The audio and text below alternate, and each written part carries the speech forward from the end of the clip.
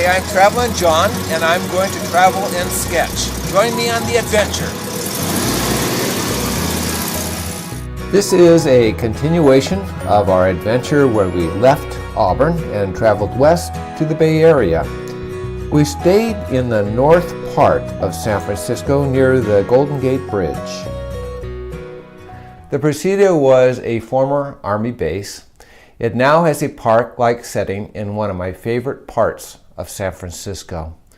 Our last two travel and sketch sites were the Golden Gate Bridge and the Palace of Fine Arts. Within the Presidio grounds, there are many wooded hiking trails to explore. These trails go through eucalyptus, cypress, and pine forest. Every once in a while, one can get a stunning view of the bay or the city of San Francisco. Many of the original buildings and homes are preserved and maintained in this park. It's a beautiful setting. During our stay, we lodged toward the middle of the Presidio in the former single men's officers' quarters. The building is now called the Inn at the Presidio and has been restored and tastefully decorated with modern but historic flair. My wife and I enjoyed our two-night stay at the hotel, and we could easily hike to all the sites we wanted to see from this location. The other advantage is that there's a free shuttle at the Presidio that will take you all around the grounds. One place that we visited once before was the Disney Family Museum. This is a must.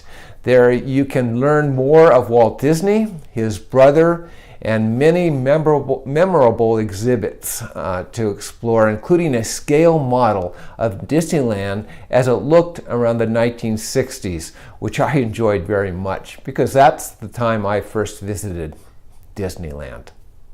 One morning, as we were leaving the hotel, I looked across the street and noticed an old pepper tree. The pepper tree is not an uncommon tree in California. Its original native home, though, is in Peru.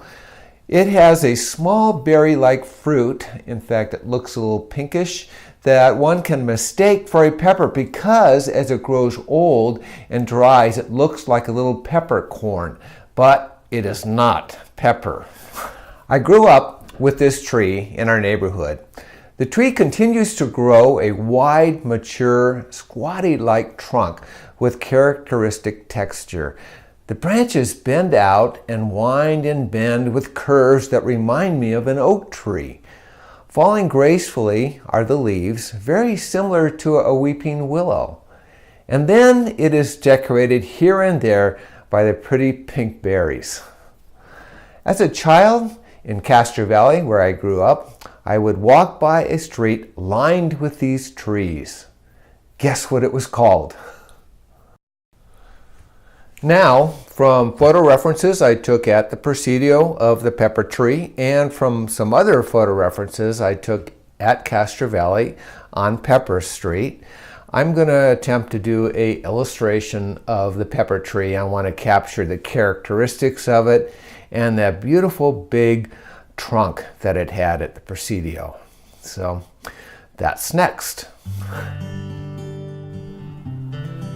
So in this case, with regards to the pepper tree, I'm going to just sketch out roughly how I want it to be laid out on the canvas.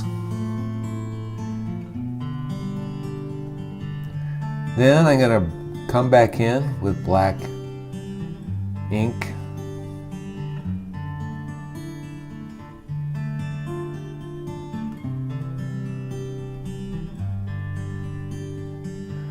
Get some of the major character in the tree. And of course, when I do the black line, I want to give it some character, so it's thick and thin. It's not all the same.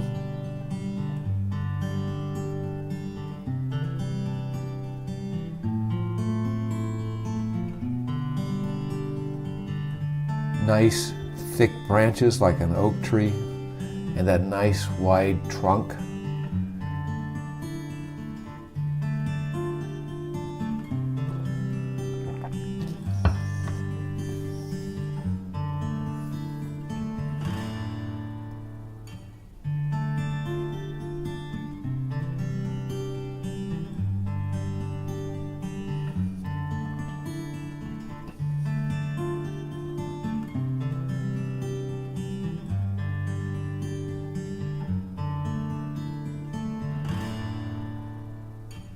Now I'm going to start putting the detail in it, concentrating on the character of those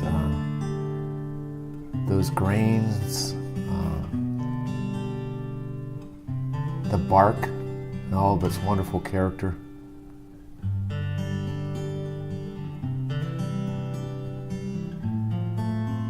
There's going to be a lot of detail in this, so I'm going to skip ahead in certain areas.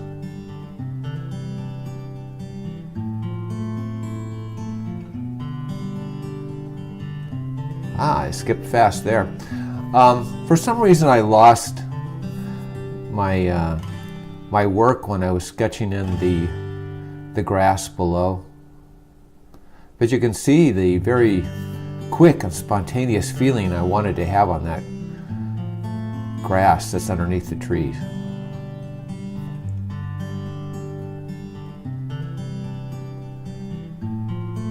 Now I'm working on the detail of the leaves. And again, that reminds me of the willow tree, the way they hang down as little branches and leaves.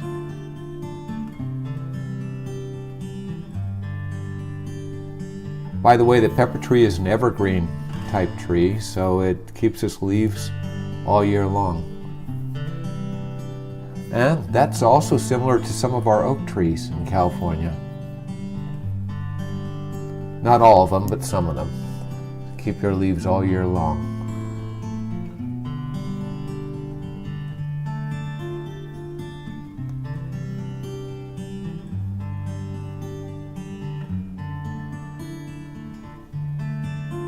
In order to make the trunk really stand out, I put some really dark areas behind it. Of course, that's the shading that's caused by the leaves up above. But I emphasize it because I want things to stand out.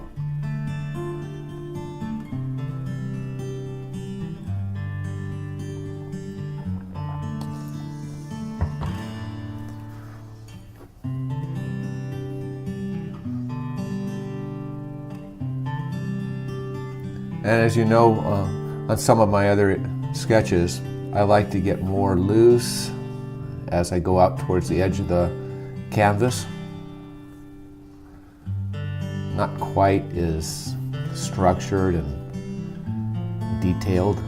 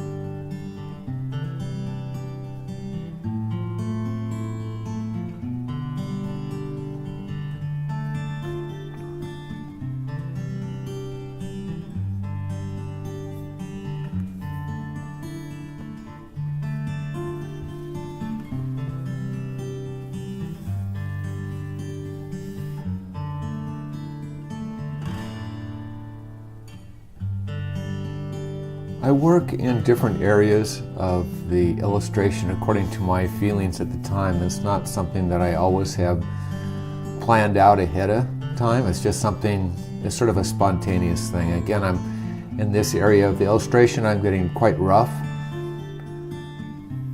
because it's going towards the outer part of the canvas.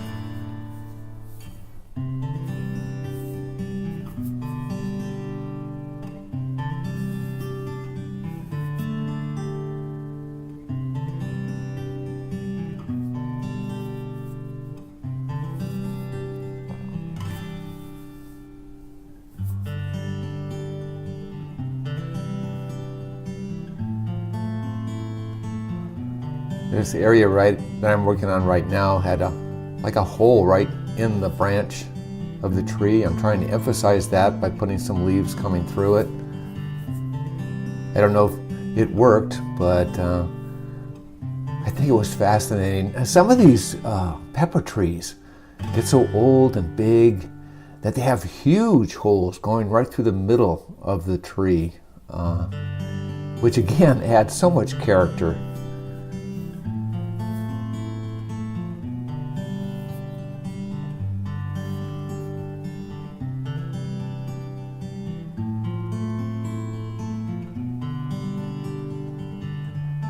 This tree lost a great big branch right in the middle. That's where you see that sort of broken piece.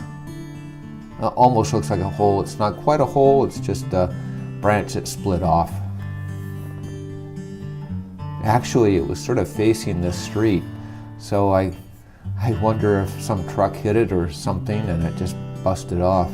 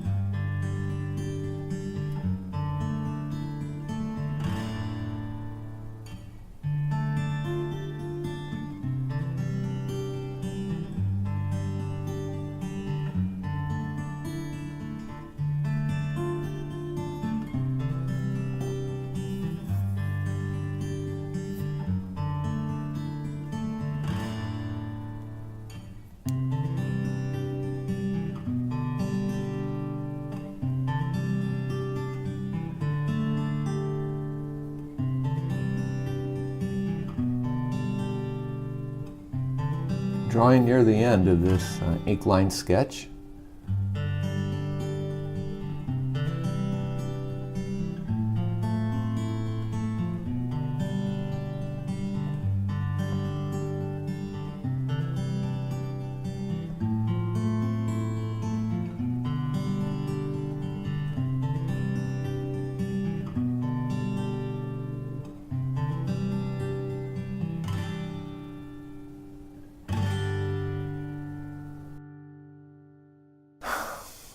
I finished doing the ink line sketch, and I'd like to show that to you. By the way, sometimes I don't mention that I do these sketches on canvas, and that gives me a nice texture to work with. Like when I'm doing some fast lines, it shows some nice movement, and I just really like the texture feeling of a canvas when I'm working with ink line sketches.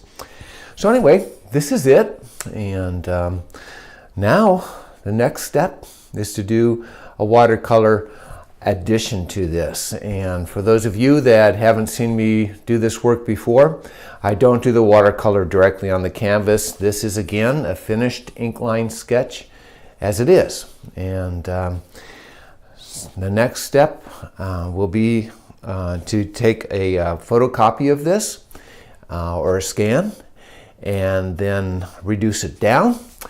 And I've already done that. Here's the reduction of it on overhead transparency. You can see it better with this white paper behind it. And what I'm going to do is I'm going to place this behind some watercolor paper. And again, this is 1/2 the size of the original ink line sketch. And I've already prepared the watercolor paper. I stretched it on this board, and nice and strong. And what I'm going to do, this board is hollow, so I can put the acetate on the back of it with some plastic over it. And I'm going to place this on a light table. I'm going to try to get the plastic there on it, so like that. And I'm going to place this on a light table. You can't see through it now, but once it's on a light table, I'll be able to start doing the watercolor and put the color where I would like to be. So that's the next step.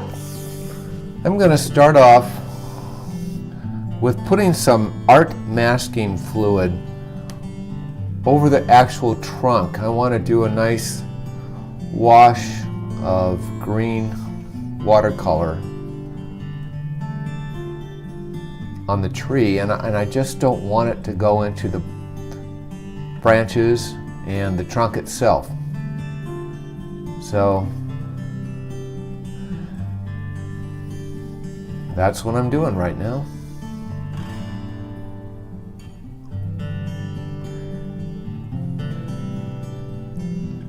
As you can see, I'm on the art table, and it really helps to be able to see where my work is, where I want to put the color. The other advantage to this is the paper and the board isn't connected directly to the light table, so it makes it easy to move around. And you need to be able to do that when you're doing a watercolor.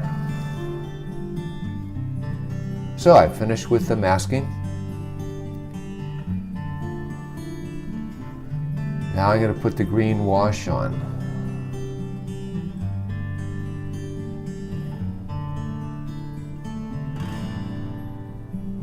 I'm going to be playing around with this quite a bit to get what I want.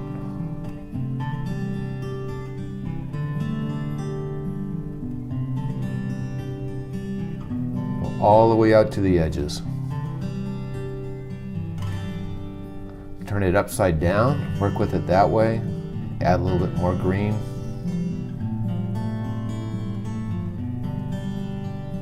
You may not have noticed, but I used a spray bottle of water at the very beginning to wet the watercolor paper.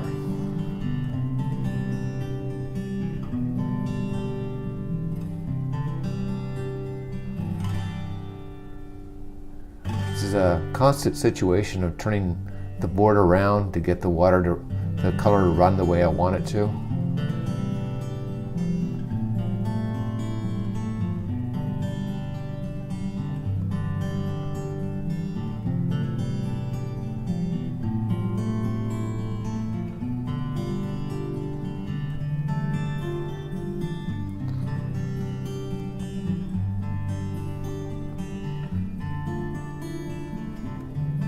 Now it's dry. I'm going to do some.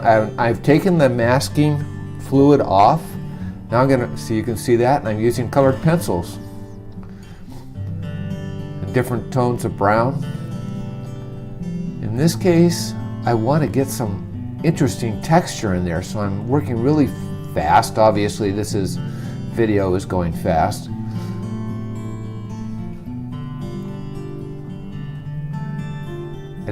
I don't want it to be just a simple wash. I want it to give sort of lumpy character. That the tree is very lumpy. So now I'm spraying it with water. You can see the lumps coming out pretty strong. I'm going to mellow them out a little bit with a brush. Again, this just adds character to that wonderful trunk.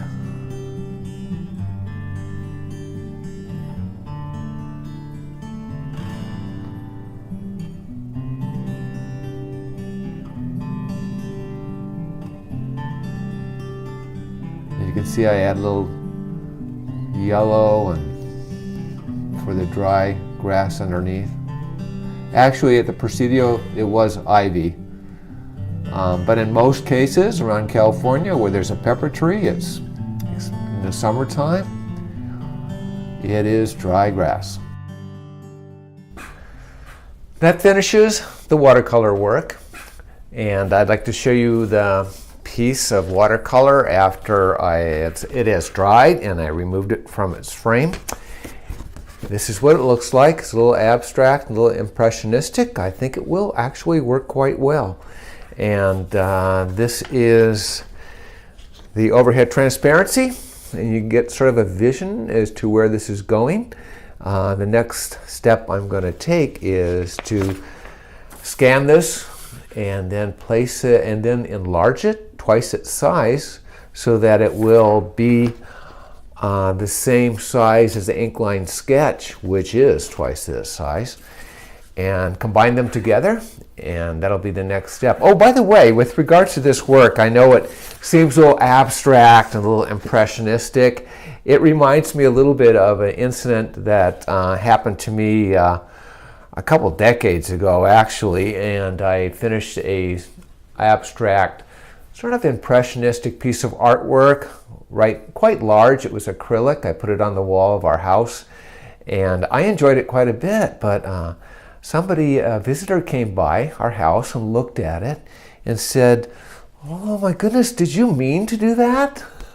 Well, yes, I meant to do that, and I meant to do this. So we're going to see what happens on the next step as I combine the ink line sketch with this watercolor. And join me in that.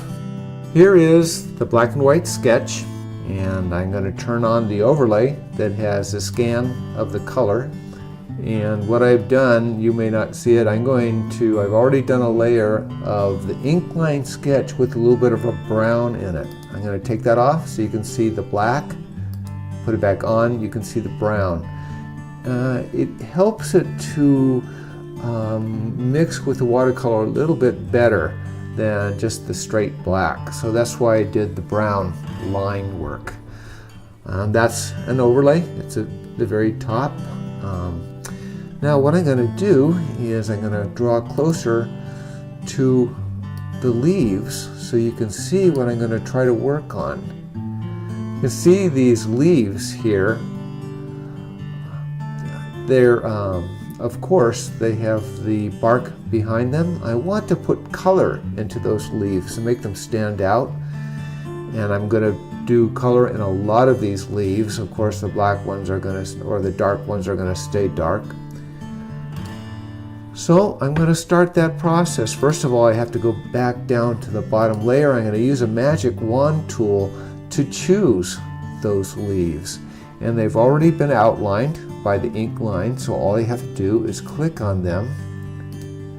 And see what I'm doing? I'm just choosing the inside of those leaves that I'm going to paint green.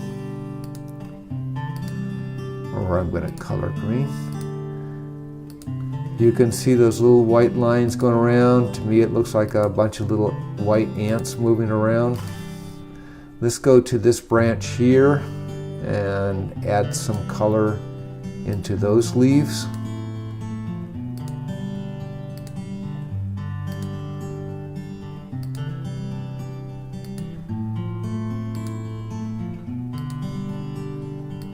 If you notice the watercolor I did for the trunk using the pencil, watercolor pencil, I like the variegated effect that gave. Sort of a rough texture. When I scan away from it, or when I change the screen so that you can see more of the trunk in its fullness, you'll see that it gives it a nice effect that I like a lot. So now to put color in there. If you remember, I took a photograph of the leaves. That's what they look like. And with the dropper tool, I'm going to pick out some green in there that I can color these leaves with.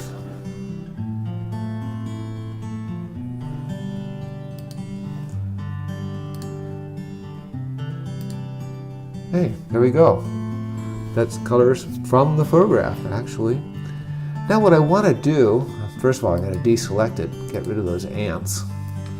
What I want to do is I want to have these leaves blend a little bit with the watercolor. So the way I'm going to do that is I'm going to use a layer style and outer glow. Okay, now I have a red there, but I want to add the green. So there we go. So now I have a little bit of a glowing effect. I can take it off or put it on again. that's going to give it, that's going to help it blend with the watercolor background. Let me go away from that trunk just a minute so you can see what I mean about the nice, with that gradation and of texture and the dark line. I think that really worked quite well. Okay, so now I finished those leaves. Now actually what I did is I did all the leaves on the tree that I wanted to color in. I want to show you what that looks like. So I'm going to back out, scroll it down a little bit, and then turn the layer on that I've already done with the leaves so you can see what that is like. So there we go. There's the leaves. Now I can change, if I want, the value of those leaves so it's not quite so intense.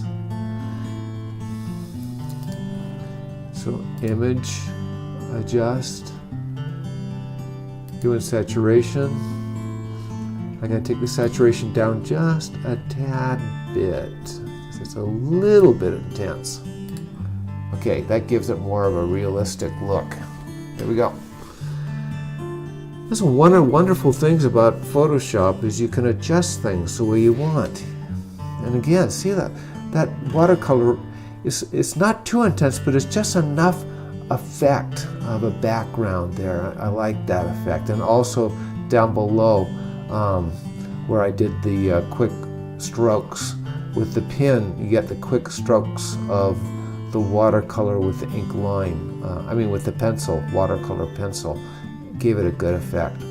Okay, so now I'm going to back out of this illustration a little bit, bring it back in the center of the screen. So now I finished what I want to do with the leaves. The next thing I want to do is I want to do the berries. So I'm going to draw close again to that one section that I was working on the berries, or that I worked on the leaves before.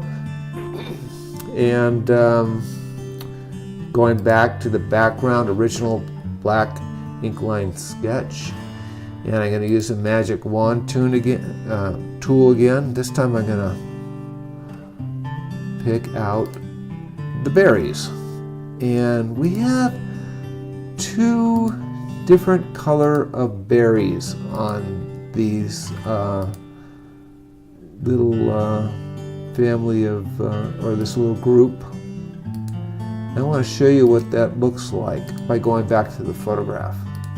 So you can see that some of them are bright red and some of them are a little more pinky from a distance. Some of the ones further back in it, some of them are dried out. They'll get so dry they look like peppercorns when they get real dry and fall off the tree. So let me go back to that picture and pick out some of the color that I like, because I want to use that. Again, I'm going to use a dropper tool, get a red, and get some of the lighter color. Okay, that works. Go back to the actual illustration. And I lost track of where I was, so let me just fill in what I have so far. I'm going to fill it in with a bright red.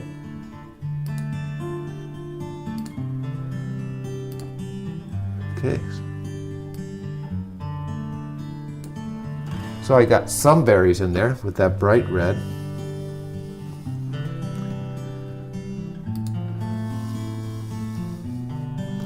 And then we continue with that same color red,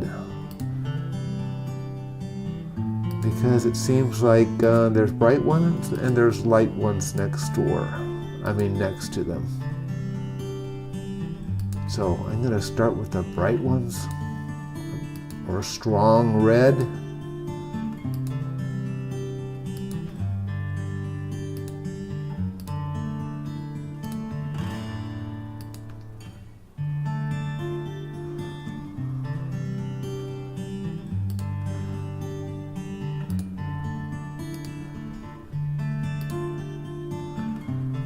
Okay.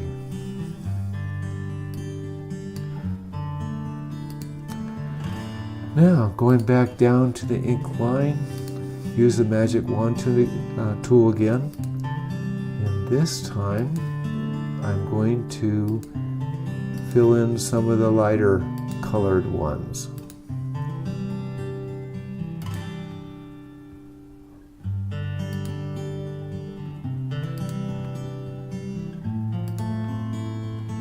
I can go back and I can change these colors if I want, or in other words, one that is too light I can make darker. All those things can be adjusted or changed as you work on the illustration. Again, it's one of the nice things about using a software program to achieve an effect.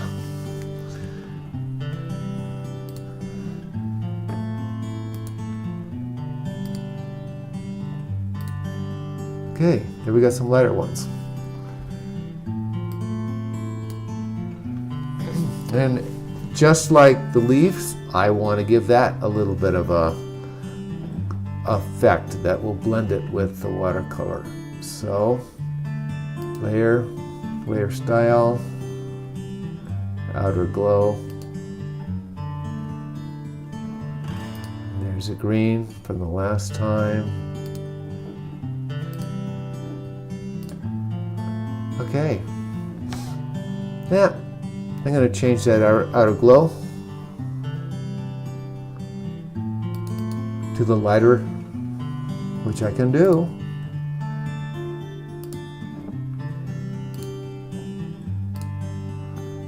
There you go. Back off so you can see what that looks like.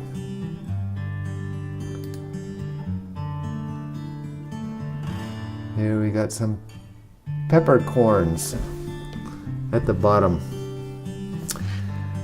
Now, as I did before, I also did with all the peppers before showing you this video. So there's the peppers that I did earlier. Get a little bit closer to see what those look like. Go back out.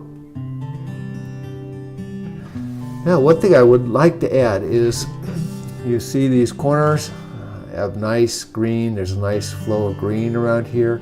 I'd like to have something in here just to finish off these corners and draw it into the berries. So I am going to actually use some of that color on the berries to give it some edge. So I've already created a border for that purpose, or I mean a layer for that purpose. And I'm going to use the brush tool. Now, see how big that brush tool is? That's okay, because I want to give it a nice soft edge around the corners. I'm going to raise it up a little bit so you can see better, a little bit more. Just give it a nice soft edge like that with a nice soft brush tool. So here I go.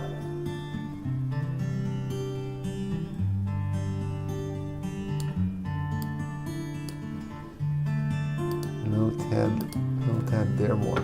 Now, draw it back down again. That's good. Now, if I want more, instead of going back with the brush tool, I can just duplicate that layer.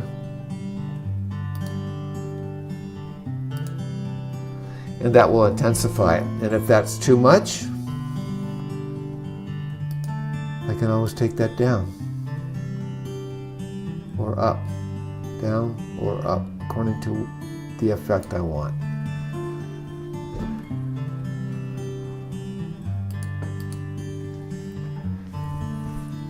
And that's as much color work as I'm going to do on this. So be anxious to see what this looks like when it's printed.